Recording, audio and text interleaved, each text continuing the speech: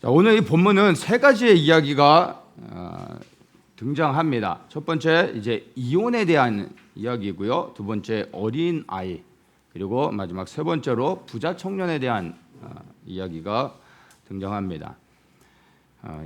이 세 가지의 이야기가 각각 다른 스토리인 것 같지만 사실은 하나의 흐름으로 연결이 되어집니다. 첫 번째 이 이혼에 대한 스토리는 단순히 이혼에 대해서 말하는 것이 아니라 우리 안에 있는 육신의 정욕에 대해서 말씀하고 있는 것이고요. 두 번째 어린 아이는 어린아이와 같이 되라 이런 의미라기보다는 하나님의 나라에 대해서 말씀하시는 겁니다. 그래서 이 어린아이에 대해서 이야기하지만 우리가 주목해야 될 것은 하나님의 나라인 것입니다.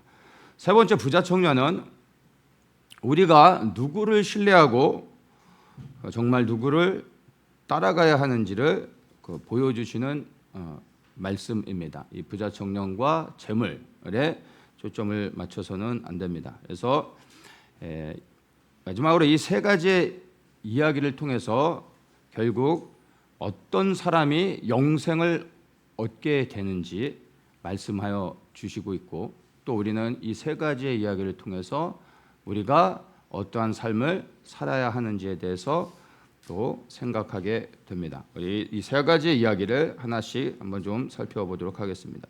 첫 번째 이야기, 이혼에 대한 말씀입니다. 2절을 제가 한번 다시 읽습니다. 바리새인들이 예수께 나와 그를 시험하여 묻되 사람이 아내를 내어버리는 것이 옳으니까. 바리새인들이 예수님께 질문을 하는 겁니다.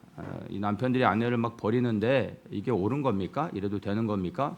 이렇게 말하고 있습니다. 이 말은 당시에 남편들이 아내를 버리는 일들이 흔하게 일어났었다라는 것을 이제 보여주고 있는 것입니다.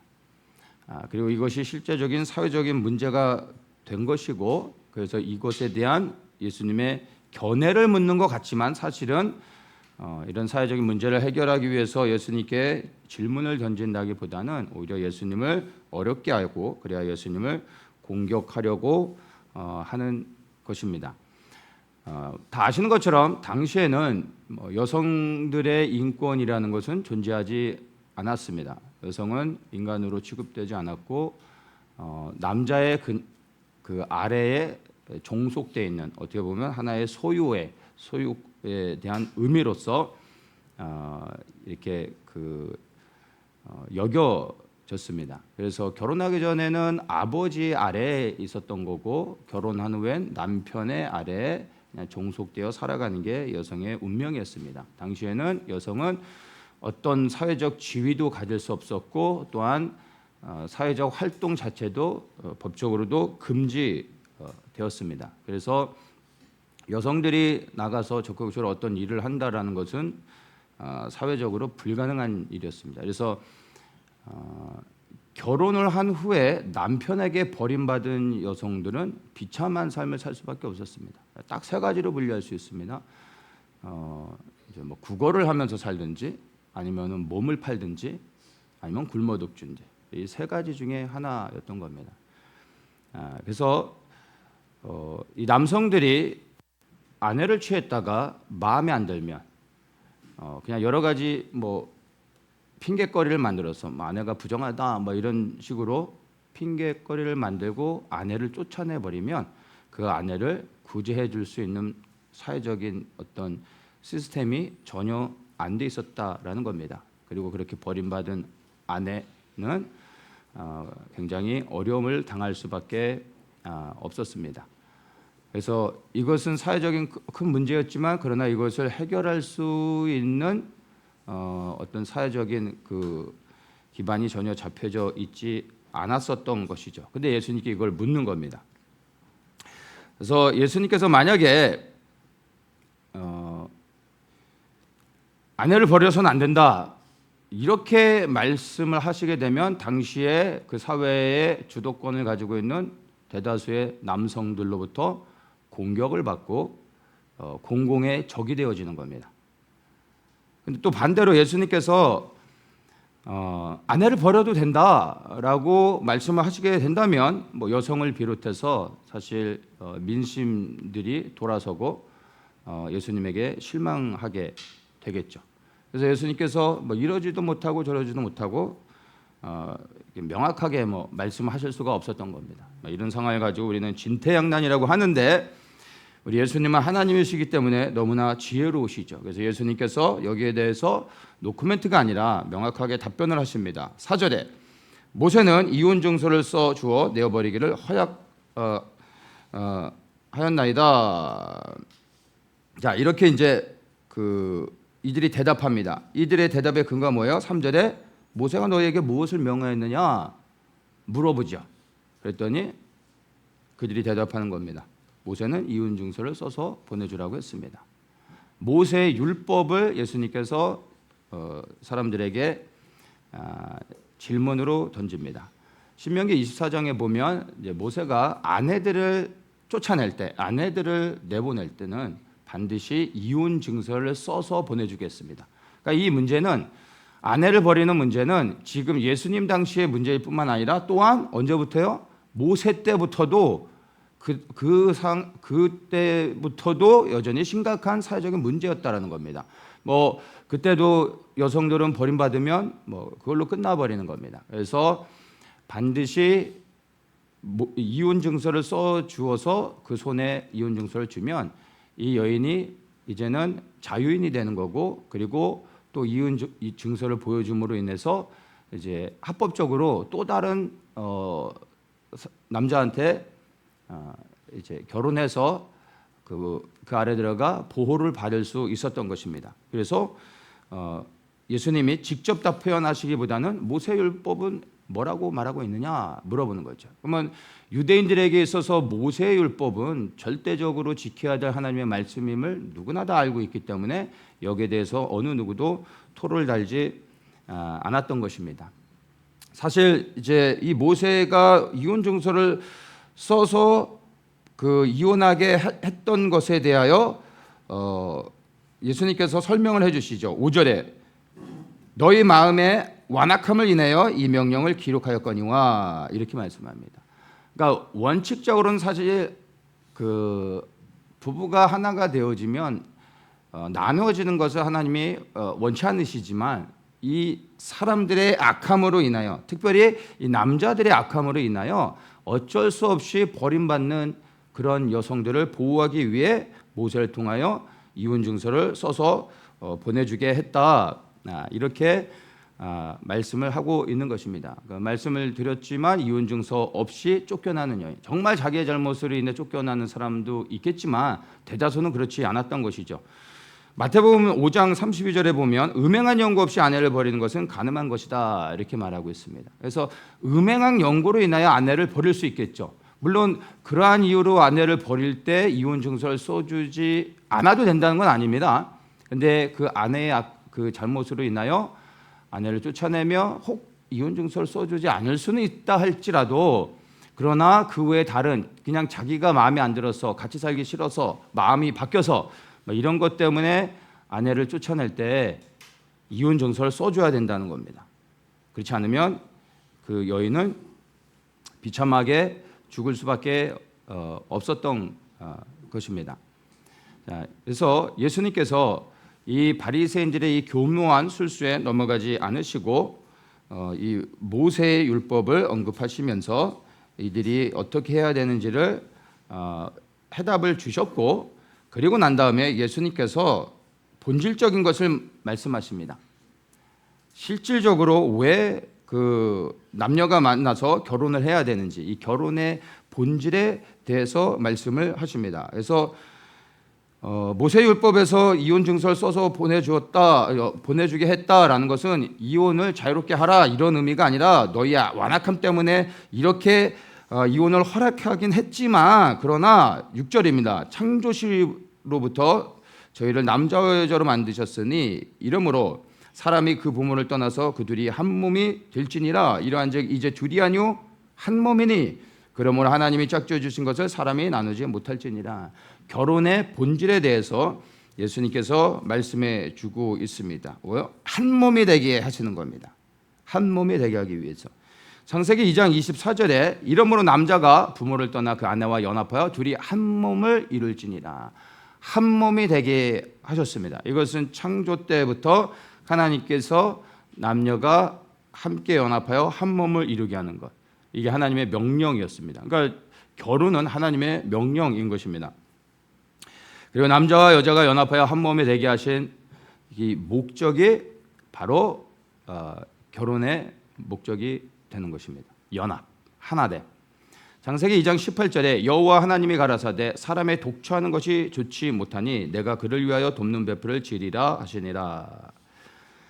이 18절에 보면은 사람의 독처하는 게 보기 좋지 않아서 하나님께서 하와를 창조하시고 그리하여 하나 되게 하셨다, 한 몸을 이루게 하셨다라는 말씀입니다. 여기서 이제 독처하는 것, 그러니까 홀로 있는 것이 보기 좋지 않았다라고 얘기하는데, 이 말씀을 우리가 잘 이해해야 됩니다. 독처라는 말은 히브리어로 베드라는 이제 단어인데, 홀로 있다 그리고 분리되다 이런 의미입니다. 그러니까 뭔가가 이렇게 하나로 있어야 되는데 나눠져 있다라는 의미인 것입니다. 자, 왜 하나님이 창조하신 아담을 보셨는데 뭔가 연합되어 있지 않고 온전하지 않고 뭔가 좀 분리되어 있는, 그러니까 그래야 온전하지 못한 것처럼 보였을까요? 우리 하나님은 말 그대로 하나님이 아니십니까? 하나님이 창조하신 것 가운데 불량품이 있습니까? 만들고 봤더니 이거 뭔가 좀 불량품이네, 뭔가 좀 부족하네. 그래서 하와를 창조해서 그 부족함을 채우게 했을까요? 돕는 배필로 지었다고 했을 때 아담이 뭔가 부족해서 하와로 하여금 그 부족함을 채우게 한 것입니까? 전혀 그렇지 않습니다. 하나님의 창조에는 실수도 없고 모든 것이 완전하시죠.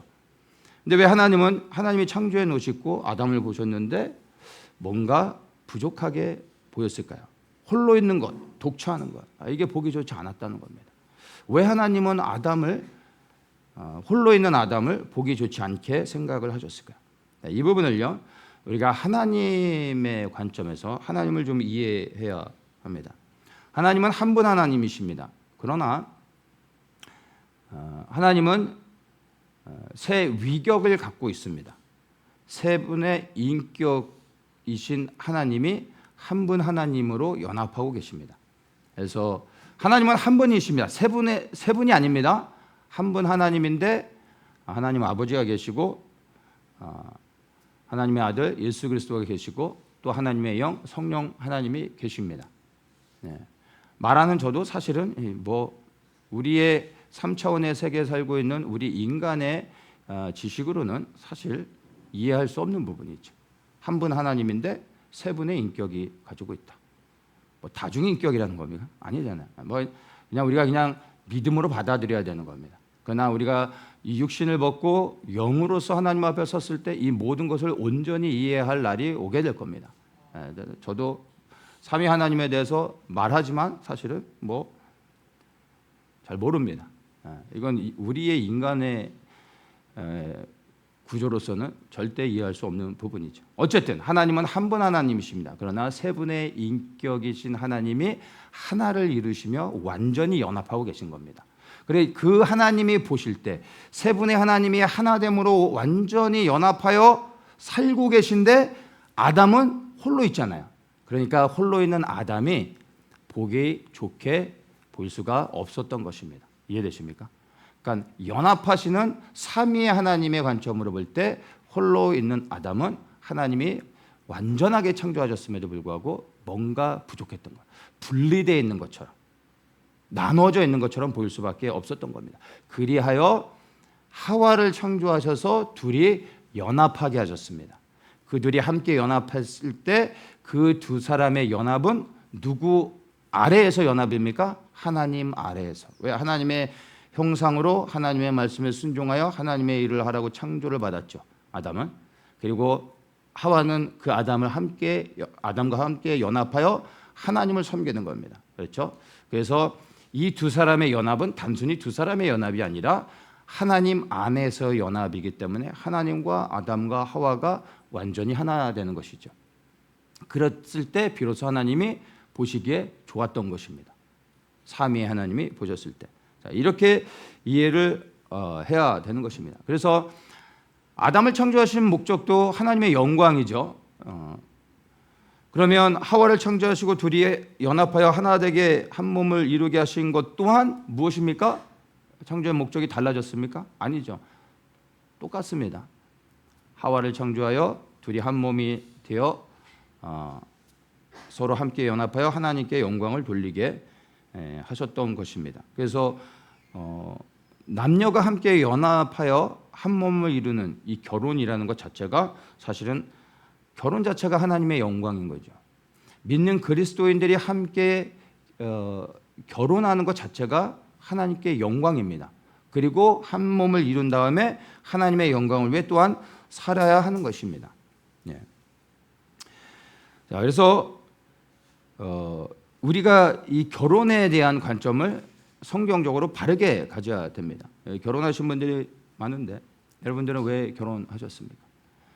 혼자 벌면 힘들기 때문에 맞벌이를 해야 뭐 이것저것 빌도 내고 맛있는 것도 사 먹고 그래서 결혼을 하셨습니까? 아니면 밥 해주고 빨래 해줄 사람이 필요했기 때문에 그렇습니까?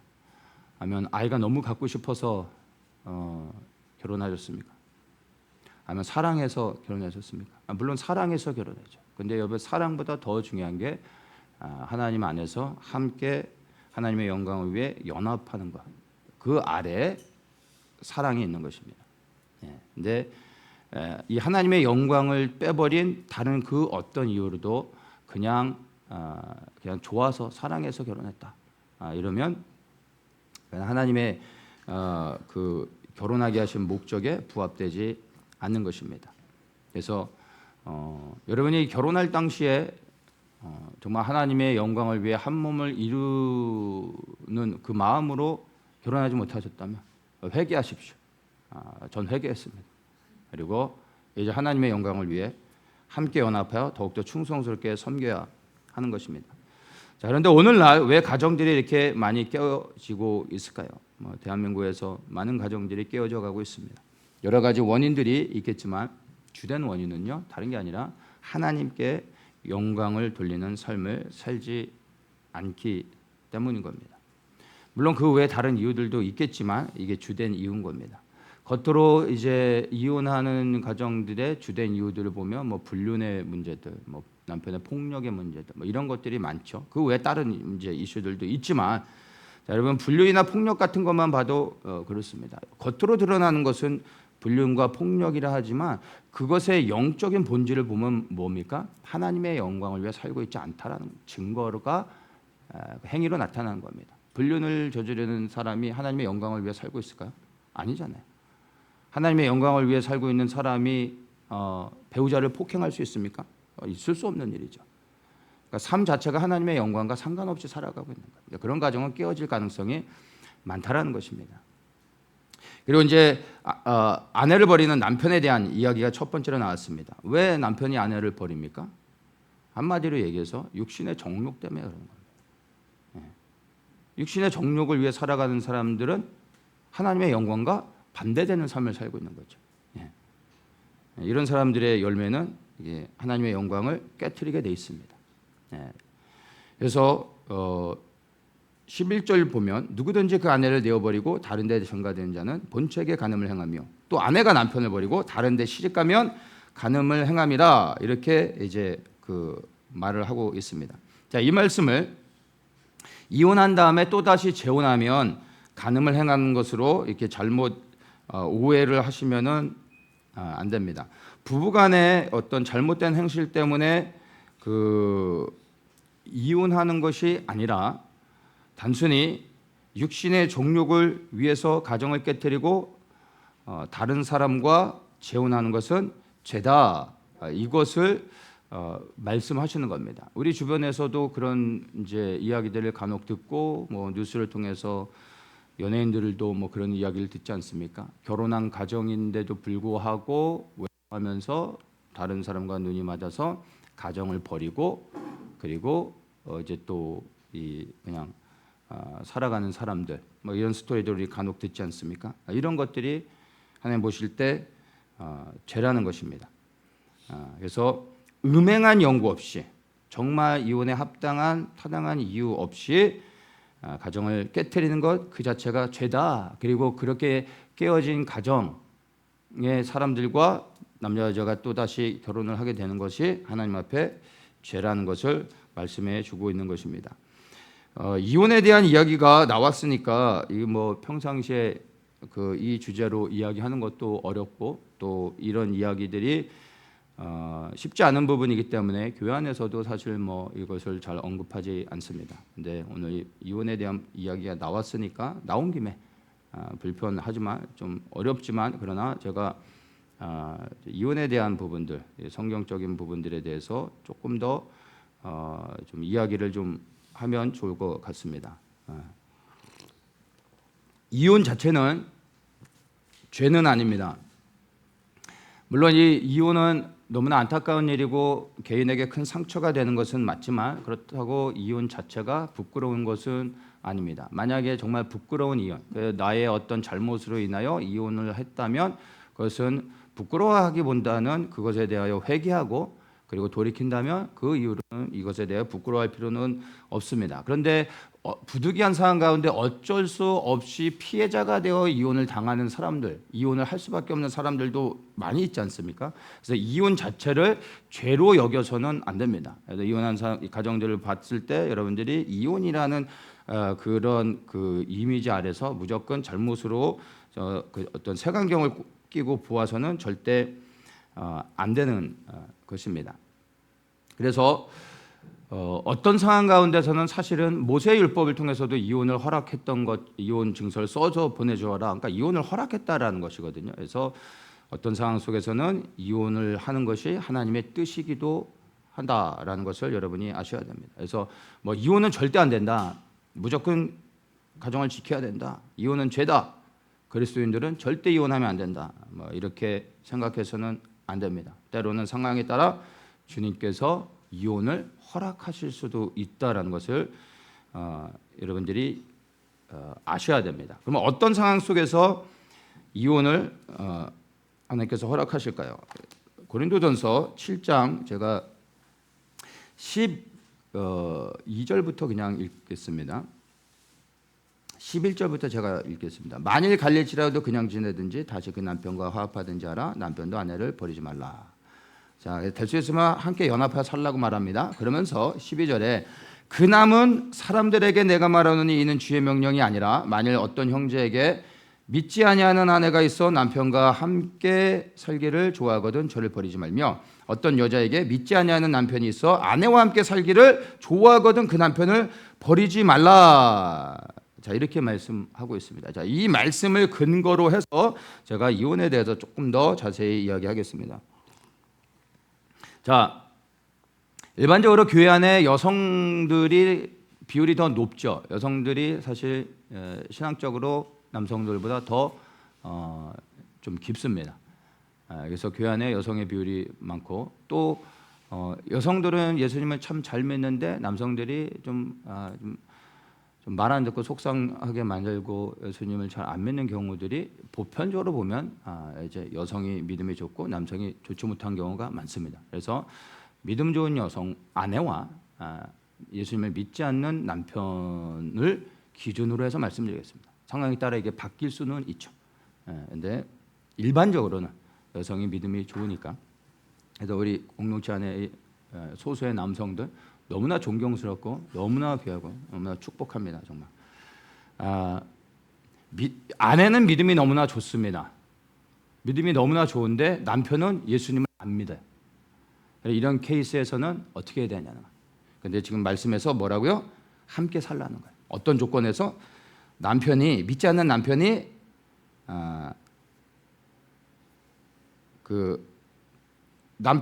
믿지 않는 아내가 이제 믿는 아내로서 제가 그 기준을 삼기로 했죠. 믿는 아내가 있어요. 그리고 믿지 않는 남편이 있는데 믿지 않는 남편이 믿는 아내와 계속해서 함께 살기를 원하는 거예요. 그러면 그 남편을 버리지 말고 연합하라는 것입니다. 이해되십니까? 연합을 하게 하는 이유가 있습니다. 14절에 믿지 않는 남편이 아내로 인하여 거룩하게 되고 믿지 아니한 아내가 남편으로 거룩하게 된다. 이 말이에요. 단순히 믿지 않는 사람과 그냥 같이 살아라의 의미가 아니라 왜 그래야 되는지를 말씀해 주는 겁니다. 믿는 아내가 거룩한 행실을 보임으로 인하여 그 아내의 삶을 통해, 아내의 모습을 통해 예수 그리스도를 발견하게 만들어 그로 하여금 예수님을 믿을 수 있도록 하기 위해서 거룩한 행실을 보이며 믿지 않는 남편이 같이 살기를 원하거든 그를 버리지 말고 품으라는 겁니다. 그러니까 고린도 교회는 은사들이 많이 나타났지만 사실 문제들도 많았던 교회인 거예요. 이제 이 이방인들이 예수님을 믿기 시작했습니다. 근데 아내는 믿는데 남편은 안 믿는 거예요. 그런 경우 있지 않습니까? 그랬더니 극단적으로 나는 이제 예수님을 믿기 때문에 믿지 않는 당신과 살 수 없다. 막 이제 갈라서겠다. 막 이런 일들이 많이 일어났던 겁니다. 그래서 바울이 그러지 마라. 남편이 믿지 않더라도 그러나 남편이 아내를 사랑하고 그리고 아내를 존중하며 아내가 믿는 그 믿음을 핍박하지 아니한다면 같이 살아라. 그리고 더욱더 본을 보여라. 그리하여 믿는 아내를 통하여 예수 그리스도를 발견하고 예수님을 믿을 수 있도록 해야 된다. 이게 본질이라는 겁니다. 그러니까 단순히 믿지 않는 사람과 같이 사는 것이 아니라 믿음의 선한 본을 보이고 거룩한 행실을 통해서 예수 그리스도를 만나게 해야 된다는 거예요. 아니 주님께서 그렇게 하신다는 겁니다. 그래서 우리 그런 케이스 많죠. 아내는 믿는데 남편은 믿지 않거나 그리고 아내는 정말 하나님의 편에 서서 모든 것을 보는데 아내는 우파인데 남편은 좌파인 경우 이게 굉장히 흔하지 않습니까? 영적으로 많이 충돌하지 않습니까? 제가 당부드리지만 절대 싸우면 안 돼요. 신앙적인 것으로 인하여 다투거나 싸워서는 안 됩니다. 가르치려고 해도 안 돼요. 바꾸려고 해도 안 됩니다. 영적인 문제입니다. 사랑해야 됩니다. 그리고 품어줘야 되고 거룩한 행실을 보이며 계속해서 인내하며 기도해야 되는 겁니다. 여러분 논쟁에서 이길 수는 있지만 그 사람의 마음은 절대 얻을 수 없습니다. 아무 의미 없는 겁니다. 영적인 문제이기 때문에 기도함으로 해결해야 되는 겁니다. 그래서 조건이 중요한 겁니다. 믿지 않는 남편이라 할지라도 아내를 사랑하고 아내를 존중하여 아내의 신앙생활 가운데 다 지지하고 이렇게 서포트해주는 이런 사람의 경우에는 같이 살라는 겁니다. 이해되시죠? 그러면 반대로 아내는 열심히 믿는데 남편은 믿지 않습니다. 근데 이 남편이 아내를 사랑하지도 않아요. 아내를 존중하지도 않습니다. 아내의 믿음을 조롱합니다. 무시합니다.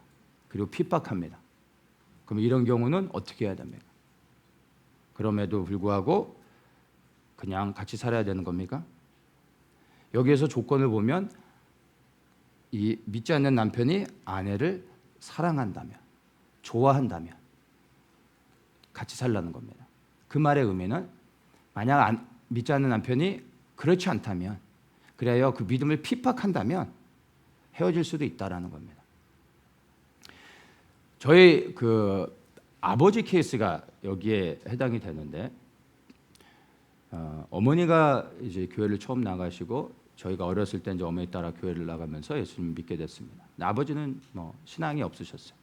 기분 좋으면 어머니 따라서 가끔 나가시기도 하고 또 이제 뭐 어머니가 막 잔소리 좀 하시면 또 귀찮아서 또 나오시고 그래서 예수님을 믿진 않았지만 단 한 번도 예수님을 믿는 것에 대해 핍박하지 않으시고 교회 열심히 다니게 했습니다. 교회 다니는 거에 적극적으로 지지해 줬습니다. 본인은 안 믿으시는 분이셨습니다. 근데 이제 제가 나중에 이제 그 아버지하고 얘기하다가 제가 이제 성인이 돼서 아버지랑 얘기하는데 아버지가 그날 뭐 약주를 많이 하시고 되게 취하셨어요. 자기의 본인의 얘기를 단 한 번도 하시는 분이 아니었는데 그때는 술에 많이 취하셔가지고 과거에 자기가 어렸을 때 얼마나 어렵게 살고 고생했는지부터 얘기가 나오고 이제 자기 마음에 있었던 어떤 사건들을 얘기하시는데 제가 한 가지 아주 놀란 그리고 또 감동적인 이야기를 듣게 됐습니다. 제 아버지가 이제 경찰이셨고 당시에 이 박정희 전두환 군사 정권 시절이었어요. 근데 저희 그 모 교회가 좌파 교회였어요. 기장교회 목사님이셔서 민주화 운동하는 분이었고 그래서 군사 정권 타도 그래서 성도들 데리고 막 툭하면 나가서 그 집단 시위하고 그리고 이제 막 군인들 욕하고 경찰들 욕하고 설교 시간에 본문 한번 읽어놓고 정치 얘기하고 군인들 욕하고 경찰들 욕하고 대다수의 군인 가족과 경찰 가족은 그 교회를 다 떠났습니다. 교회가 좀 큰 교회였는데 저희 아버지는 버텼습니다. 어차피 뭐 가끔 나오시는데 근데 가끔 나오시는데 또 그때 경찰 욕을 막 하는 거예요. 제가 그때 중학생인가 고등학생인가 뭐 그랬는데 그럼 저도 뜨끔하죠. 같이 이제 대예배 나가서 예배를 드리는데 경찰 욕을 대놓고 하는 거야. 얼마나 불편해요. 믿음도 없는 분이 가족과 분위기 맞춰서 예배 나왔는데 막 경찰 욕을 하는 거야. 네, 그냥 아무 소리 않고 예배 잘 드렸습니다. 근데 이제 그 어느 날 그 경찰서에서 위에서부터 지시가 내려온 거예요. 이제 그 교회 다니는 이제 경찰들은 그 교회에서 다 나와라. 위에서부터 지시가 내려진 거예요. 오늘날 같으면 말도 안 되는 얘기죠. 고소하고 뭐 큰일 나죠. 근데 여러분 80년대는 가능했던 얘기죠. 80년대입니다. 80년대이기 때문에 가능했던 거예요. 그래서 아버지가 그 당시에 정복과에 계셨는데 정복과 과장이 아버지를 불러서 당신 왜 아직도 거기 교회 있냐? 그거는 거기에 동조하는 거다. 그래서 이제 거기에서 그 교회에서 거기 교회 말고도 주변에 교회가 얼마나 많은데 나와라. 그래서 안 나오면 불이익을 주겠다. 옷 벗을 수도 있다. 이제 위협을 한 거예요. 그 당시 아버지로서는 그게 결국은 옷 벗게 되는 걸로 들릴 수밖에 없는 거죠. 80년대는 또 그게 가능했던 거고요. 근데 아버지가 그 자리에서 바로 이제 대답을 한 거예요. 나는 그렇게 못한다. 나는 교회는 안 다니지만 내 아내와 우리 자식들이 그 교회를 좋아서 열심히 잘 다니고 있는데 뭐 내 문제 때문에 내가 경찰인 것 때문에 거기 나와서 딴 데 가라. 나 이렇게는 못한다. 내가 차라리 옷 벗겠다. 이렇게 말씀하신 거예요. 그 얘기를 하시면서 막 우시는 거예요. 그래서 그때 너무 무서웠대요, 자기도. 근데 네 엄마가 좋아하고 니들이 좋아해서 자기 옷 벗을 각오하고 그렇게 했다는 거예요. 근데 그 얘기를 듣는데 저도 뭐 처음 듣는 얘기지만 너무 사실 아버지한테 너무 감사했어요. 뭐 어머니는 믿음이 좋아서 그런 이제 상황에서 막 이제 정치 얘기하고 막 공격받고 이래도 어머니는 신앙이 있으니까 그런 문제로 교회를 함부로 옮기는 게 그 불편해서 참았던 거야. 어머니는 거기가 첫 교회고 지금까지도 그 교회 다니십니다. 50년 넘게. 대단하신 거죠. 그것도 쉬운 건 아닌데. 어쨌든 어머니는 믿음이 있으니까 그렇다 치지만 아버지는 교회 다니시는 분도 아니고 예수님을 믿는 분도 아닌데 오히려 아버지 저는 대단하다고 생각을 해요. 그래서 저 아버지께 너무 감사했었는데 지금은 이제 아버지가 은퇴하시고 이제 한 20년 넘게 주일 성수 너무 잘하십니다. 그리고 일주일에 한 번 어머니하고 가정 예배 드리십니다. 그리고 코로나 때도요. 저 몰랐던 얘기인데 코로나 때도 저희 부모님은 교회에 가서 예배당에서 예배 드리셨습니다. 어떻게 집에서 예배를 드릴 수 있냐고. 믿음도 없는 저희 아버지가. 지금은 믿으십니다. 지금은 예수님을 인격적으로 만났고 예수님을 영접했습니다. 그래서 아버지가 어느 날 저한테 이야기를 하셨어요. 야, 네 엄마를 보면 내가 어떻게 교회를 안 다닐 수가 있겠냐. 그 말의 의미가 뭐겠어요? 어머니가 거룩한 행실을 보였던 거야. 어머니를 봤더니 교회를 안 나갈 수가 없었던 거야. 그리고 그 교회를 나가면서 예수님을 만난 거죠. 예수님이 만나주신 거죠. 그래서 믿지 않는 남편이라 할지라도 핍박하지 않으면 그 신앙을 핍박하지 않으면 품어야 되고 사랑해야 되고 거룩한 행실을 보여 하나님이 일하시게 해야 된다는 겁니다. 네. 그런데 이런 케이스가 아니라 믿지도 않을 뿐만 아니라 그 믿음을 조롱하고 핍박하는 사람이라면 어떻게 해야 되냐는 거죠. 사람의 마음은 알 수 없고 하나님이 어떻게 하실지 우리는 모르기 때문에 우리는 그 가운데서 함부로 판단하지 않고 감정적으로 접근해서는 안 되죠. 그래서 인내하며 하나님의 뜻을 구하며 기다려야 됩니다. 그리고 끝까지 남편을 품고 사랑해야 됩니다. 그러나 그럼에도 불구하고 변하지 않는다면 변할지 안 할지는 우리는 모르지만 주님은 아시지 않습니까? 그러나 우리가 예수님의 마음으로 그 한 영혼을 품고 끝까지 인내하되 주님의 뜻을 구해야 되는 겁니다. 변할 수도 있겠죠. 하나님이 하시면. 그러나 변하지 않을 수도 있는 겁니다. 그리고 계속해서 믿음을 핍박하고 그리고 아내를 사랑하거나 존중하지도 않습니다. 그러면 어떻게 됩니까? 주님께 기도해야 되는 겁니다. 그리고 주님의 뜻에 순종할 수 있어야 됩니다. 그럼에도 불구하고 계속 주님이 인내하고 기다리라 하면 인내하는 겁니다. 주님이 이만하면 됐다. 그래서 헤어져라 라고 하면 헤어질 수도 있는 겁니다. 그래서 이건 케이스 바이 케이스입니다. 그냥 그 각 사람이 처해진 상황과 형편들, 영적인 모든 것들을 다 이렇게 보면서 기도하며 하나님의 뜻을 구해야 되는 겁니다. 그래서 무조건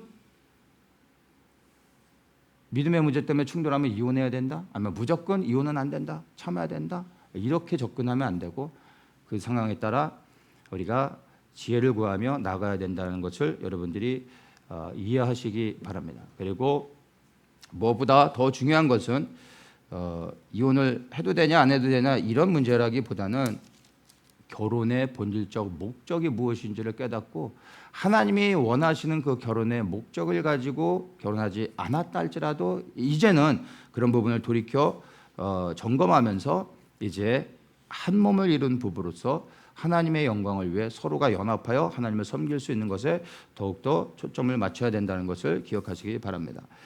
두 번째 이야기, 어린아이에 대한 부분입니다. 13절과 14절을 보겠습니다. 사람들이 예수의 만져주심을 바라고 어린아이들을 데리고 오매 제자들이 꾸짖거나 예수께서 보시고 분이 여겨 이르시되 어린아이들의 내게 오는 것을 용납하고 금하지 말라. 하나님의 나라가 이런 자의 것이니라. 우리는 이 말씀을 보면 보통은 이제 항상 어린 아이에게 초점을 맞추고 어린아이와 같은 자가 돼야 된다. 어린아이와 같은 순수함을 가져야 된다. 이렇게만 적용을 해서 어린아이로 끝나버리는 경우가 많습니다. 근데 여기에서 말하고자 하는 것은 어린아이가 주어가 아닙니다. 어린아이가 초점이 아닙니다. 이 어린아이가 내게 오는 것을 용납하고 금하지 말라. 하나님의 나라가 이런 자의 것이다. 누구든지 하나님의 나라를 어린아이와 받들지 않는 자는 결탄코 하나님 나라에 들어가지 못한다. 여러분 이 문장을 잘 보세요. 무엇을 말씀하고 무엇을 강조하고 싶으신 겁니다. 하나님의 나라입니다.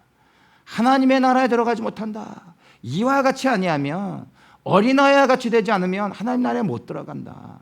하나님의 나라에 들어가야 된다. 하나님의 나라를 사모해야 된다. 이것을 말하고 있는 것입니다. 하나님의 나라에 들어가기 위해서는 어린아이와 같이 되어야 된다.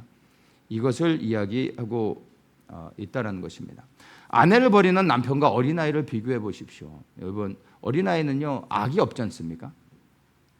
여기서 말하는 어린아이는 이제 성경에서 쓰여진 단어는 이제 그 2살 이하의 어린아이를 여기서 말하는 겁니다. 그리고 또 이제 뭐 4, 5살 정도 되는 어린아이의 그 의미도 포함이 돼 있는데, 그러니까 우리가 봤을 때 아직 자아가 형성되지 않아 무엇을 해도 순수한 어린아이를 의미하는 겁니다. 그러니까 그런 어린아이들을 보면은 정말 때묻지 않았고 악이 없는 것을 우리가 알 수 있지 않습니까? 그런 아이들이 자기의 유익을 위하고 자기 것을 계산하고 뭐 이러지 않지 않습니까?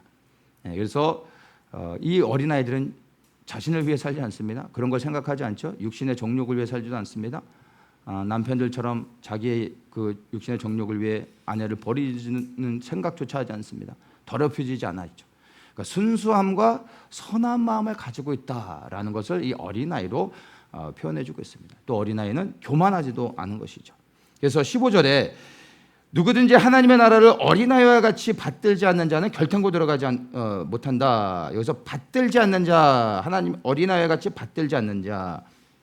세번역에서는 이렇게 얘기합니다. 어린아이와 같이 하나님 나라를 받아들이지 않는 사람은 거기에 들어가지 못할 것이다.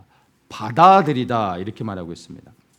이 받들다라는 헬라어가 데코마이라는 이제 단어인데 받아들이다 그리고 붙잡다 이런 의미를 갖고 있습니다. 여러분 하나님의 나라를 그 성경에서 계속해서 이야기하고 있지만 하나님의 나라를 부정하는 사람은 없습니다. 우리 가운데 정말 하나님의 나라를 사모하는 사람은 얼마나 있는지 저는 참 질문하게 됩니다. 교회에 수많은 사람들이 있고 예수님을 믿는다고 말하지만 정말 교회 안에 있는 사람들 가운데 과연 정말 순수한 마음으로 진짜 하나님의 나라를 믿고 그 하나님의 나라를 소망하는 사람들이 과연 얼마나 있는가 한번 생각해 보자는 거예요. 여러분은 신앙생활을 얼마나 해오셨습니까? 그 여러분의 신앙생활 가운데 여러분은 하나님의 나라를 얼만큼 품고 이 하나님의 나라가 얼마나 실제인지, 그래야 이 하나님의 나라에 들어가기를 소망하며 그 하나님의 나라가 이 땅에 이루어지는 것들을 사모하며 살고 계십니까? 하나님의 나라를 부정하는 사람은 없지만 그렇다고 하나님의 나라가 실제가 되어 이 하나님의 나라를 붙잡으며 바라보며 살아가는 사람도 사실은 많지 않은 겁니다. 어린아이와 같이 순수한 마음으로 하나님의 나라가 실제한다는 것을 믿고 그 하나님의 나라를 바라보고 살아가야 된다, 이 말을 하고 있는 것입니다. 그래서 하나님의 나라를 있는 그대로 말씀 그대로 받아들이는 자, 여러분 하나님의 나라를 그렇게 받아들입니까? 순수한 마음으로 의심 없이 그 하나님의 나라가 실제한다는 것을 믿고 받아들이십니까? 그러한 자들이, 그렇게 하나님의 나라를 소망하고 바라보는 자들이 하나님에 들어가게 된다는 겁니다. 뭐 바라만 본다고 들어갑니까? 이렇게 바라보고 소망하고 이 하나님의 나라가 실제임을 믿는 자들이 하나님의 나라에 들어가기 위해 하나님 나라의 백성으로서 살아가게 될 거 아닙니까? 하나님 나라의 소망도 없고 하나님 나라가 실제가 안 된 사람이 하나님 나라의 백성으로서 말씀에 순종하며 살아가려고 하겠습니까? 아니잖아요. 진짜 하나님의 나라가 실제가 된 사람만이 하나님 나라의 백성으로 들어가기 위해 말씀에 순종하며 살아가게 되는 거예요. 어린아이와 같이 순수함으로 이 하나님의 실제인 하나님의 나라를 받아들여야 된다. 그런 자가 하나님에 들어간다. 이것을 말하고 있습니다. 그래서 아내를 버리는 이 완악한 남편 같은 마음이 아니라 어린아이와 같은 마음으로 하나님의 나라를 믿고 있는 그대로 받아들이고 사모하라. 이런 자가 천국에 들어가게 될 것이다. 이것을 말하고 있습니다. 사랑하는 우리 모든 성도님들이 정말 이 하나님의 나라가 이론이 아니라 실제이며 그 하나님의 나라가 지금 임하고 있다는 것이 여러분의 심장 가운데 여러분 정말로 흔들리지 않는 믿음으로 견고히 자리 잡기를 주님의 이름으로 축원합니다. 마지막 때라는 의미가 무엇입니까? 세상의 종말이 아니라 이 세상의 왕국이 무너지고 하나님의 왕국이 이루어진다라는 것입니다. 그게 무엇을 의미합니까? 하나님의 나라가 실제하며 그 하나님의 나라가 진짜로 이 땅 가운데 임한다는 것입니다. 반드시 하나님의 나라가 이 땅 가운데 임할 것입니다. 그 일을 위하여 메시아께서 이 땅 가운데 다시 오시는 겁니다. 그리고 감람산 위에 그 두 발을 딛고 예루살렘에서 열방을 통치하실 겁니다. 그래야 온 세상이 그리스도가 통치하시는 하나님의 나라의 권세 아래 들어오게 될 것입니다. 이것을 믿으시고 소망하시고 그 하나님의 나라를 위해 살아가시길 주님의 이름으로 축원합니다. 세 번째 이야기, 부자 청년에 대한 이제 말씀입니다. 우리 부자 청년에 대한 이야기들을 잘 알고 있는 그 스토리일 것입니다. 근데 조금은 오늘 좀 다른 관점으로 좀 보기를 원합니다. 17절 읽겠습니다. 예수께서 길에 나가실새 한 사람이 달려와 꿇어 앉아 묻자오되 선한 선생님이여 내가 무엇을 하여야 영생을 얻으리까? 이 본문이 이제 뭐 마가복음, 누가복음 다 나오는데 마태복음에서는 이 사람을 부자 청년이라고 말하고 있습니다. 그래서 제가 그냥 우리 일반적으로 이 본문을 얘기할 때 부자 청년이라고 이야기를 하죠. 그래서 부자 청년으로 제가 이 사람을 이야기를 하도록 하겠습니다. 자, 이 부자 청년의 그 질문을 보면 이 부자 청년이 어떤 그 생각을 갖고 있는지를 알 수 있습니다. 내가 무엇을 하여야 영생을 얻으리까? 이 부자 청년이 가지고 있는 생각은 무엇일까요? 구원을 얻기 위해서는 뭔가를 해야 된다라고 생각하고 있는 거예요. 이해되십니까? 어떤 특정한 행위를 통해서 구원받을 수 있다라고 생각하고 있는 거예요. 그래서 예수님께서 말씀하시죠. 내가 계명을 안 하니 살인하지 말라, 간음하지 말라, 도둑질하지 말라, 거짓 증거하지 말라, 속여 취하지 말라, 내 부모를 공경하라 하였느니라. 모세의 계명을 딱 이야기해 주죠. 그랬더니 바로 답변을 합니다. 이건 제가 다 지켰던 겁니다. 어려서부터 늘 지켰던 겁니다. 이렇게 이 사람이 말을 하고 있습니다. 이때 예수님께서 이 부자 청년의 대답을 들으시고 한 가지 부족한 게 있다. 너의 모든 것을 다 팔아 가난한 자에게 나눠주라. 그 다음에 나를 따르라. 이렇게 말씀하십니다. 그리고 이 예수님의 말씀을 들은 청년은 재물이 많은 거로 근심하며 갔다. 이렇게 말을 하고 있습니다. 자, 여기서 만약 이 부자 청년이 재물이 적었다면 다 팔아 나눠주고 예수님을 따를 수 있었을까요?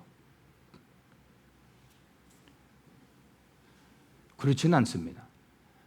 부자는 많기 때문에 다 파는 게 어렵다면, 여러분 상대적으로 가난한 사람들은요, 가진 게 없기 때문에 팔기가 쉬울까요?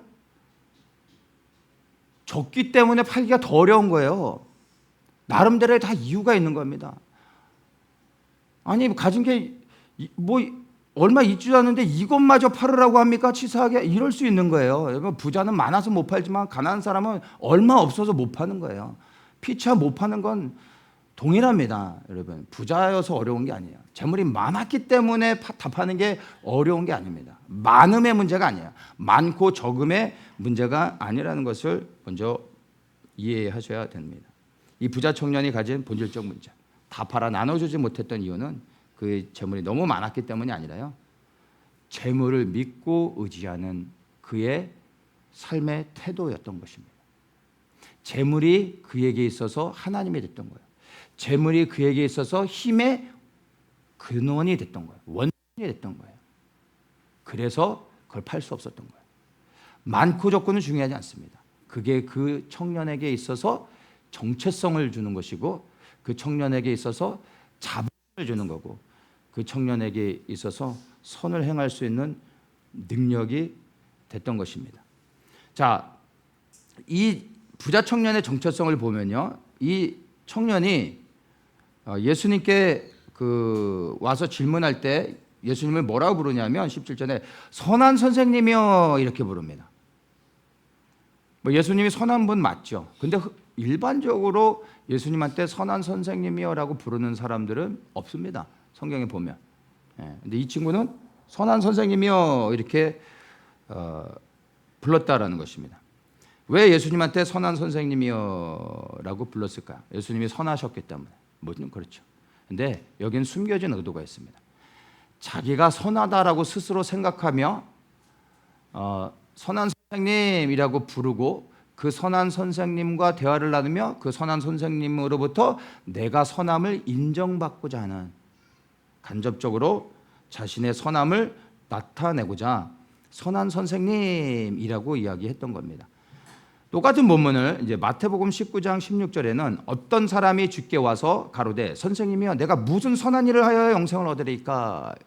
이 부자 청년이 마태복음에서는 예수님께 무슨 선한 일을 해야 됩니까? 정확하게 선한 일을 해야 영생을 얻게 된다는 것을 말하고 있죠.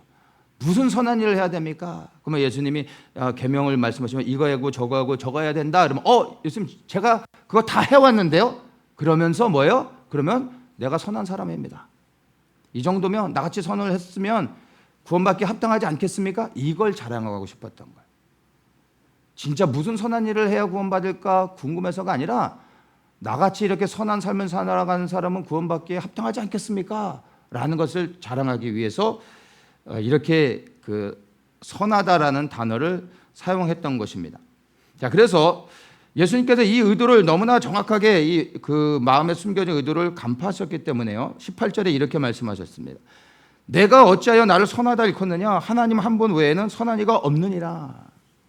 이 말씀을 잘 이해하셔야 됩니다. 여러분, 이 말씀이 있는 그대로 이해하면 예수님은 선하지 않으신 분이 되는 거잖아요. 하나님은 선하시고 예수님은 선하지가 않으십니까?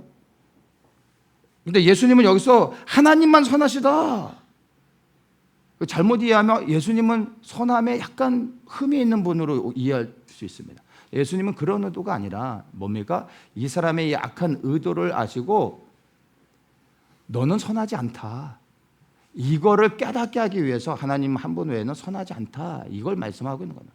예수님이 하나님이신데 예수님이 왜 선하지 않으십니까? 그런데 야, 너는 선하지 않아. 이거를 간접적으로 이 사람이 깨달을 수 있도록 하기 위해 하나님 외에 하나님 한 분 외에 선하지 않다. 그 선함의 근거를 자신을 선하게 여기는 것을 딱 경계하며 선을 긋고 있는 것을 알 수 있는 것입니다. 그래서 이 청년의 모든 여러분 선한 행위의 근원이 뭐였는지 아십니까?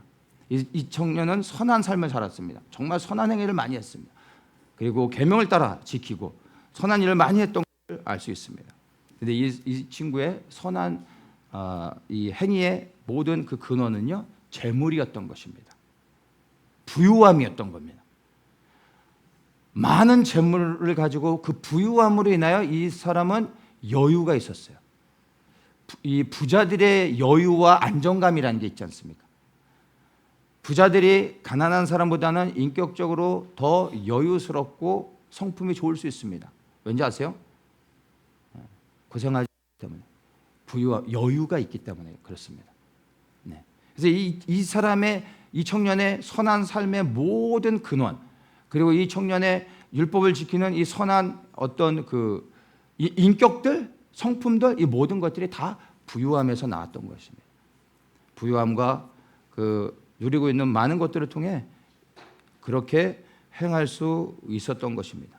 모든 계명을 지킬 수 있는 동력도 바로 이 사람이 가지고 있던 부유함입니다. 그런데 재물이 모든 선한 행위의 근원이 되는 이 청년에게 재물을 다 팔으라고 하면 뭐예요? 자신의 정체성이 사라져버리게 되는 거예요. 자신이 선을 행할 수 있었던 것, 부유함 때문이었고, 자신의 인격이 정말 훌륭할 수 있었던 것 또한 부유함 때문이었는데, 이 부유함이 사라지면 이 청년은 정체성이 흔들려 버리게 되는 겁니다. 너무 당황스러웠던 겁니다. 선을 행할 수도 없고 계명을 지킬 수도 없고 사람들에게 인정받는 훌륭한 인격을 유지할 수도 없게 되는 것이었습니다. 이 부자 청년이 재물을 팔 수 없었던 이유, 그래 근심하며 떠나갈 수밖에 없었던 이유를 이해하시겠습니까? 예수님은 이 청년을 정말로 사랑하셨습니다. 그래서 이 청년을 묶고 있는 이 실제가 무엇인지를 알았기 때문에 그것으로부터 자유케 하기 위하여, 그것들을 벗어나게 하기 위하여 말씀해 주셨는데, 이 청년은 오히려 그게 근심케 하는 것이 되어 떠났다라는 겁니다. 여러분, 이 말씀이요, 단순히 하나의 비유의 말씀으로 생각하시면 안 됩니다. 오늘날 사실은 이와 같이 묶여 있는 사람들, 그래야 예수님께서 찾아오셔서 이 나를 묶고 있는 이 올무의 실체를 보게 하여 주시고, 그리하여 거기서부터 벗어나게 하시는데도 불구하고 스스로 그렇게 되면 죽는 것으로 생각하여 말씀에 순종하지 못하고 그 올무에 스스로 묶여 살아가는 사람들이 얼마나 많은지 아십니까? 여러분은 예수님이 여러분이 정말 좋아하는 직장, 안정된 직장을 예수님이 어떤 이유로 떠나라 하실 때, 여러분은 정말 그게 예수님이 말씀하시는 거라면 예수님 순종하겠습니다라고 하고 여러분은 그 직장을 내려놓으실 수 있습니까? 여러분이 만족스러워하며 경영하고 있는 잘되는 비즈니스가 있는데 하나님이 나는 그걸 기뻐하지 않는다, 나는 너가 그것을 내려놓고 다른 것을 했으면 좋겠다라고 했을 때, 그 비즈니스가 잘됨에도 불구하고 주님이 말씀하셨기 때문에 주님이 원하시면 그렇게 하겠습니다라고 순종하며 그 비즈니스를 내려놓으실 수 있습니까? 여러분이 좋아하는 무엇이 있는데 그게 죄도 아니고 악도 아니고 누구나 할 수 있는 건데, 그 좋아하는 무엇이 있는데 예수님이 나는 너가 그걸 하는 걸 원치 않는다, 난 너가 그걸 하지 않았으면 좋겠다. 여러분이 좋아하는 운동이 있는 거예요. 운동하는 게 잘못된 겁니까? 운동은 좋은 거잖아요. 나는 너가 그 운동하지 않았으면 좋겠다. 운동하는 시간에 난 너가 내 앞에 와 기도하면 좋겠다.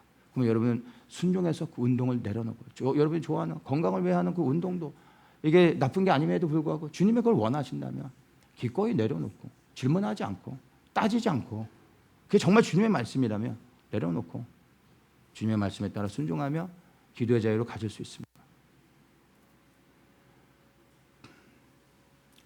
만약 그렇게 못한다면 그게 여러분의 재물인 거예요. 여러분, 꼭 돈 문제로 보시면 안 됩니다. 우리 각 사람 안에 우리 스스로가 붙잡고 스스로 나를 올가매고 있는 것들이 있다라는 겁니다. 이제 그것들로부터 우리를 자유케 하기 원하시지만, 그리하여 정말 이 청년을 만나 주시고 말씀해 주신 것처럼 우리 각 사람에게 예수님이 각 사람이 들을고 깨달을 수 있도록 찾아오시고 말씀하십니다. 그런데 때로는 우리가 그것을 분별하지 못하고 나의 인간의 본성에서 나오는 그 악함으로 인하여 주님이 내게 말씀하셨음에도 불구하고 거부하는 경우들이 많이 있다라는 겁니다. 여러분, 들리는 음성으로 꼭 오는 게 아닙니다. 들리는 음성보다 더 명확한 성령의 감동 가운데 우리에게 말씀하실 수 있습니다. 그러면 여러분, 진지하게 이게 나에게 얼마나 중요하고 나에게 얼마나 유익하냐, 이 기준이 아니라 주님이 내게 정말 말씀하신 것인가, 주님이 정말 기뻐하시는 것인가 라는 주님의 마음으로 먼저 내게 말씀하신 것들을 분별할 수 있어야 된다는 겁니다. 내가 우선이 되어지면 주님이 말씀하셔도 안 들립니다. 결정할 수 없습니다. 근데 정말 이게 주님이 말씀하시는 것인가, 이게 주님이 기뻐하시는 것인가 라는 것이 깨달아지면 순종할 수 있게 되는 겁니다. 여러분, 스스로 한번 나에게는 이 부자 청년과 같이 내 스스로 붙잡고 놓지 못하고 있는 이 부자 청년에게 제물이 된 이것이 나에게는 무엇이 있는가 한번 스스로 한번 생각해 보시기 바랍니다. 그리고 그것을 정말 우리를 사랑해서 이렇게 말씀하시는 건데 믿음으로 주님 앞에 내려놓으시기를 축복합니다.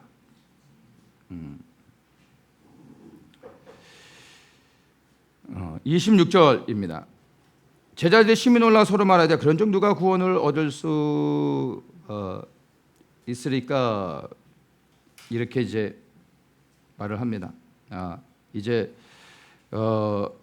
부자 청년이 이렇게 해서 떠나갔습니다.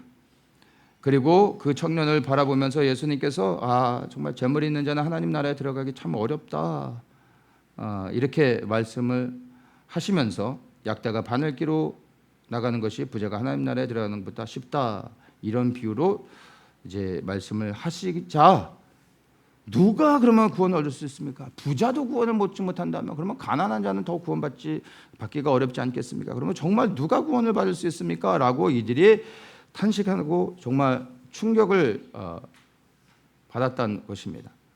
근데 예수님의 말씀의 의미는요, 뭐 부자이기 때문에 천국에 못 들어간다, 이런 의미가 아니죠. 예수님이 아닌 그 다른 무엇이 예수님보다 더 사랑할 만한, 그래야 예수님보다 더 높이고 있는, 예수님보다 더 붙잡고 있는 그 무엇이 바로 우리를 하나님 나라에 들어가지 못하게 한다라는 것입니다. 여러분, 재물을 갖는 것이 죄겠습니까? 근데 그 재물이 나에게 하나님이 되어지며 나에게 가장 의지할 만하고 가장 신뢰할 만하고 나에게 가장 힘이 되는 것이 되는 순간 이미 우상 숭배인 겁니다. 하나님 앞에 죄를 짓는 것이죠. 그런 사람들이 어떻게 하나님을 나의 가장 높은 곳에 올려놓으며 하나님을 신뢰하고 하나님을 붙잡지 않고 있는 사람이 어떻게 하나님 나라에 들어갈 수 있겠습니까? 그래서 27절에 이렇게 말합니다. 사람으로서는 할 수 없으되 하나님으로서는 그렇지 아니하니. 하나님으로서는 다 하실 수 있다. 하나님은 하실 수 있다라는 말의 의미는요, 오직 예수님만 의지하고 신뢰하며 그래야 예수님만을 따라간다면 하나님께서 반드시 구원하신다라는 겁니다. 하나님이 그냥 구원받기에 합당하지도 않은데 그냥 구원해 주신다는 게 아니라 예수님을 가장 높은 자리에 올려드리고 예수님을 가장 사랑하고 그 예수님을 가장 신뢰하며 오직 예수님만을 바라보고 붙잡고 나아가는 자는 하나님이 반드시 구원해 주신다라는 것입니다. 28절에 이제 베드로가 예수님의 말씀을 듣고 고백합니다. 보소서 우리가 모든 것을 버리고 주를 쫓았나이다. 모든 것을 버렸습니다. 그리스도인들의 삶이 어떠해야 되는지를 보여주는 것입니다. 여러분, 이건 단순히 예수님의 12제자에게 해당되는 것이 아니라 오늘날 예수님을 주인으로 영접하며 믿고 살아가는 우리 모두에게 적용되는 것입니다. 우리 또한 모든 것을 버리고 주님을 따르는 자들이 되어야 하는 것입니다. 자, 그렇다면 모든 것을 버리고 주를 따른다라는 것이 무엇인지를 좀 보겠습니다. 여기서 모든 것을 버리다라고 할 때 이 버리다는 헬라어로 아피데미라는 단어인데 버리다라는 의미와 떠나다 이런 의미가 있습니다. 그래서 이걸 버려버린다, 뭐 쓰레기통에 버려버린다라는 의미보다 그것으로부터 떠난다 이런 의미로 이해를 하는 것이 바람직합니다. 그래서 진짜 재물을 버린다라는 의미가 아니라 더 이상 그것을 붙잡고 의지하지 않고 내가 옆에 두고 있었던, 내가 붙잡고 놓지 않았었던 것으로부터, 내가 가장 신뢰하고 의지했었던 것으로부터 이제 내 스스로가 떠나라는 것입니다. 떠나야 된다는 것입니다. 그것을 의지하지 않게 된다는 겁니다. 그것을 더 이상 신뢰하고 가장 첫 번째로 올려놓지 않는다라는 것입니다. 그래서 내가 붙잡고 있었던 것으로부터 자유하고 예수님을 따라갔다. 주님, 우리가 이와 같은 삶을 살고 있지 않습니까? 이렇게 말하고 있는 것입니다. 여러분의 재물을 버리실 필요는 없습니다. 근데 그것이 여러분의 인생 가운데 가장 높은 곳에 올라가게 해서는 안 되는 것입니다. 그리고 그것을 의지하지 마십시오. 예수님의 가장 높은 곳에 올려드리고 그분만 믿고 신뢰하시길 주님의 이름으로 축원합니다. 29절에 예수님께서 이렇게 말씀하십니다. 나와 및 복음을 위하여, 나와 및 복음을 위하여 집이나 형제나 자매나 어미나 아비나 자식이나 전토를 벌인 자, 나와 복음을 위하여 이렇게 말씀하십니다. 이 말씀은 우리에게 있어서 무엇이 우선순위가 되어야 하는지를 분명하게 보여주시는 겁니다. 예수님과 복음을 위하여. 이게 모든 그리스도인의 삶에서 가장 전제되어야 하는 부분입니다. 예수와 복음을 위하여. 무엇을 하더라도 예수와 복음을 위하여. 이게 우리의 첫 번째인 것입니다. 예수와 복음을 위하여. 여러분, 집, 가족, 재산이 아니라 예수님과 복음이 우선시 되어야 하는 겁니다. 때로는 예수와 복음을 위하여 집을, 가정을, 나의 재산을 내려놓을 수 있어야 되는 거예요.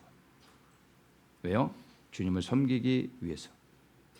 그래서 예수와 복음을 우선순위로 삼고 주님을 섬기는 자는 이 세상에서 축복을 받을 뿐만 아니라 오는 세상에서도 영생을 받게 될 것을 말씀해 주십니다. 30절에 금세에서 집과 형제와 자매 모친과 자식과 전토를 100배나 받되 어떤 사람이요? 그것들을 버린 자들은 핍박을 겸하여 받고 내세 영생을 받지 못할 자가 없느니라.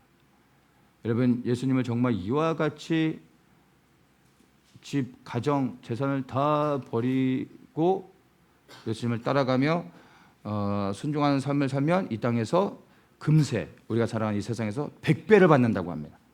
이렇게 살아갔는데도 불구하고 혹시 100배의 축복을 못 받으신 분이 계시다면 그래도 감사하셔야 됩니다. 이런 100배의 축복을 받는 자는 핍박을 겸하여 받는다고 말하고 있습니다. 100배의 축복을 받는 사람이 받을 핍박도 한 100배에 비슷한 핍박이 아니겠습니까? 100배의 축복을 못 받아도 감사할 수 있는 건 우리도 100배의 핍박이 없지 않습니까? 그래서 감사할 수 있어요. 그래도 감사할 수 있어요. 근데 더 중요한 건 뭡니까? 내세의 영생을 받지 못할 자가 없다. 이게 우리가 붙잡을 수 있는 말씀입니다. 여러분, 이 땅 가운데서 우리가 하나님의 축복을 혹시 내가 원하는 만큼, 필요한 만큼 다 받지 못한다 할지라도 우리가 결코 혼란스러워하거나 두려워하거나 낙심하거나 원망할 이유가 없는 것은요, 내세가 뭐예요? 오는 세상. 우리의 육신을 벗고 우리의 영이 주님 앞에 서는 그 순간 하나님 나라에 들어가 영원토록 영생의 축복을 누린다는 겁니다. 이 땅에서 보상받는 축복들은 이 땅이 사라지면 다 없어져 버리는 겁니다. 근데 이 땅에서 받지 못한 축복들은요, 주님 앞에 섰을 땐 반드시 땅에서 받지 못한 모든 것들을 다 받게 돼 있습니다. 우리 주님은 계산은 정확하신 분이죠. 반드시 우리에게 약속하신 모든 축복은 다 주십니다. 혹시 이 땅에서 우리가 받지 못한 축복들이 하늘에서 받을 때 놀라운 건요, 하늘에서 받는 축복은요 영원하다라는 겁니다. 이 땅에서 누리는 축복은 제한되는 겁니다. 이 땅이 사라지고 우리의 육신이 사라지는 순간 모든 것이 사라지는 겁니다. 그러나 하늘의 축복은 영원합니다. 지혜로운 자는 이 땅에서 받는 것을 조금 홀더하고 하늘에서 받는 게 더 낫지 않겠습니까? 영원한 영생을 누릴 뿐만 아니라 영원한 하나님의 축복도 받는다는 것을 기억하시고 우리에게서 예수와 복음이 우리의 모든 것에 가장 높은 곳에 올라가 그리스도의 영광을 위해 살아가시길 다시 한번 주님의 이름으로 축복합니다. 31절에 그러나 먼저 된 자로서 나중되고 나중된 자로서 먼저 될 자가 많다. 저는 이 말씀을 읽을 때마다 항상 두려운 마음이 듭니다. 왜냐하면 이 말씀이 저에게는 실제이기 때문입니다. 나중된 자로서 먼저 될 자가 많다. 저는 이 말씀이 해당이 되지 않습니다. 그래서 저는 이 말씀이 별로 이렇게 저에게 소망되는 말씀은 아닙니다. 왜냐하면 제가 나중된 자가 아니기 때문에. 저에게 두려운 말씀은요, 먼저 된 자로서 나중된다. 이 말씀이에요. 이게 저한테 해당되는 거기 때문에. 근데 이 말씀이 사실 저와 여러분 여기 있는 모든 분들에게 해당되는 게 아닌가 싶습니다. 먼저 된 자로서 나중될 수 있다. 저는 이 말씀을요 실제로 체험하고 있습니다. 그래서 이 말씀이 저는 사실 더 두렵습니다. 그리고 먼저 된 자로서 나중되지 않기 위해 늘 스스로에게 경각심을 갖게 합니다. 저는 목회를 제가 원해서 시작한 게 아니라 예수님께서 마지막 때가 됐고 누군가 이제 주의 말씀에 순종해서 이 마지막 때 말씀을 전하고 나팔을 부르는 일들을 해야 된다고 해서 주님께서 저를 부르셨습니다.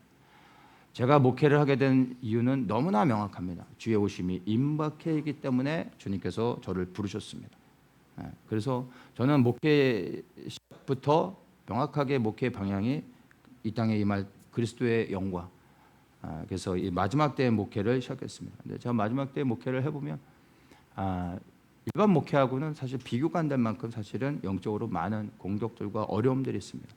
제가 마지막 때 목회를 시작하고 나서 제가 제일 먼저 주목했던 게 뭐냐면 저보다 먼저 마지막 때의 사역을 시작했던 당시의 그 목사님들을 늘 제가 주목하고 보고 있었습니다. 왜냐하면 저보다 먼저 간 사람들이기 때문에 보고 따라가고 배우기 위해서. 10년이 지났습니다. 지금 저보다 먼저 마지막 때를 열정적으로 그리고 많은 사람들에게 영향을 미치며 전했던 거의 대다수의 사람들은 다 사라졌습니다. 사고치고 사라지고 타락해서 사라지고 소수 가운데 은퇴해서 관두신 분도 있지만 대부분은 개인적인 타락으로 불륜으로 너무나 벗어나서 교회가 해체되고 다 대부분이 다 이런 이유입니다. 그런 것을 본 저로서는 어떻겠습니까, 여러분? 제가 지켜봤던 저보다 앞섰던 저의 선배라고 말할 수 있는 마지막 때의 메신저들이 제 기준에서는 제가 시작했을 때 주목하며 봤었던 대다수의 목사님들이 다 사역을 중단했습니다. 아무도 없습니다. 물론 지금도 마지막 때 메시지를 전하는 사람들이 있겠죠. 누군지 모르지만. 근데 저보다 앞섰던 사람들. 여러분 2015년 전부터 마지막 때를 전하던 목사님들 중에 아직도 마지막 때를 건강하게 목회 사역을 하시는 분들이 있으십니까? 그냥 주님 오실 날 가깝습니다. 마지막 때면 이런 거 말고 진짜 마지막 때에 대한 메시지와 마지막 때의 사역을 목사님들을 말하는 겁니다. 단순히 그냥 마지막입니다. 주님 오실 날 멀지 않았습니다. 이게 아니라 2015년 이전에 시작해서 지금까지도 하고 있는 분들이 있습니까? 없습니다. 이게 저한테는 너무나 두려운 일이고 사실은 제 스스로 긴장하게 될 수밖에 없는 겁니다. 그들은 왜 열정적으로 주님 오실 날이 얼마 안 남아 열정적으로 전했던 분들인데 왜 이분들은 타락했을까? 왜 이분들은 넘어졌을까? 저는 그분들을 비난하거나 정죄하고 이럴 겨를이 없습니다. 왜냐하면 그게 저에게 거울이 되어 저 또한 넘어질 수 있기 때문에. 공격들이 많은 거예요. 그래서 여러분 너무나 참 안타깝기도 하고 부끄러운 것이지만 세속 목회를 하는 사람들 그냥 정말 전하는 복음이 물탄 복음이고 예수님과 별 상관없는 그냥 세속적인 목회를 하는 사람들은 지금도 잘하고 있어요. 근데 정말 주님의 오심이 가까워서 정말 열정적으로 그 첫 시작 때는 정말 헌신적으로 복음을 전하며 성도들을 깨우는 일을 했던 사람들이 결국엔 다 사라졌다는 거예요. 나는 그렇지 않다라는 것을 내가 어떻게 장담할 수 있겠습니까? 그래서 저는 두렵습니다. 그래서 저는 이 먼저 된 자로서 나중된다라는 것이 저한테는 너무 제 스스로를 경각심을 주는 말씀입니다. 그래서 저는 늘 먼저 된 자로서 내가 끝까지 먼저 되기 위해서 내가 어떻게 해야 되는가를 늘 스스로에게 질문하고 그리고 주님께 기도합니다. 그리고 제가 얻은 답은 하나입니다. 예수와 복음을 위해 사는 겁니다. 근데 그걸로는 부족하더라고요. 예수와 복음을 위해서 사는데 미쳐야 되는 겁니다. 극단적이어야 되는 겁니다. 적당히는 안 됩니다. 미친 듯이 오직 예수와 그리스도를 위해 사는 것만이 먼저 된 자로서 끝까지 먼저 될 수 있는 유일한 길임을 저는 믿습니다. 그래서 지금도 많이 부족하지만 앞으로는 더 미쳐야 되는 거예요. 예수를 위해 미쳐 살아가야 되는 거예요. 그러기를 원하지만 연약함 때문에 그러지 못하는 게 저의 기도거리인 겁니다. 근데 여러분, 여기 있는 우리 모두의 동일한 고민이 될 것이라 생각합니다. 여기 있는 모든 사람들이 먼저 됐는데 나중될 수 있습니다. 그렇지 않습니까? 그래서 우리가 먼저 된 자로서 끝까지 주님 앞에 먼저 된 자로 수 있기 위해서 우리가 할 수 있는 유일한 것, 여러분, 예수님을 더 생명보다 예수님을 더욱더 사랑하고 그리하여 예수 그리스도를 위하여 여러분의 삶의 모든 것을 드려 살아가십시오. 그러면 주께서 여러분을 지켜주실 것입니다. 말씀을 마치겠습니다. 육신의 정욕을 위해 살지 마십시오. 어린아이와 같이 순수함으로 이 땅에 임한 하나님의 나라를 사모하며 살아가십시오. 예수님이 아닌 다른 모든 것으로부터 떠나십시오. 그리고 오직 예수와 복음을 위해 사십시오. 그러면 이 땅에 하나님의 나라가 임할 때 여러분은 하나님으로부터 영원한 생명을 얻게 되어질 것입니다. 기도하겠습니다. 참 좋으신 하나님, 감사합니다. 우리에게 복음을 알게 하셨고 시대를 분별하게 하셨고 우리의 심장이 다시 오실 예수 그리스도로 인하여 뜨거워지게 하셨습니다. 우리의 이 마음이 식어지지 아니하게 하시고 성령님 날마다 불타오르게 하여 주셔서 그리스도에 대한 간절함과 소망이 더욱더 절실해지게 하여 주시옵소서. 예수 그리스도를 사랑함이 어제보다 오늘, 오늘보다 내일 더욱더 뜨거워지게 하시고 이 땅에 임한 하나님의 나라와 그리고 모든 무릎이 예수 그리스도께 꿇는 그날을 우리가 소망하며 하나님의 영광이 온 세상 가운데 충만해지기를 바라고 기도하며 우리의 삶이 그 현장을 향하여 나아갈 수 있도록 축복하여 주시옵소서. 이 땅에서 오직 예수 그리스도의 뜻에 순종하며 그리스도의 영광을 위해 살아가는 자들만이 하나님 나라에 넉넉히 들어가게 될 줄을 믿습니다.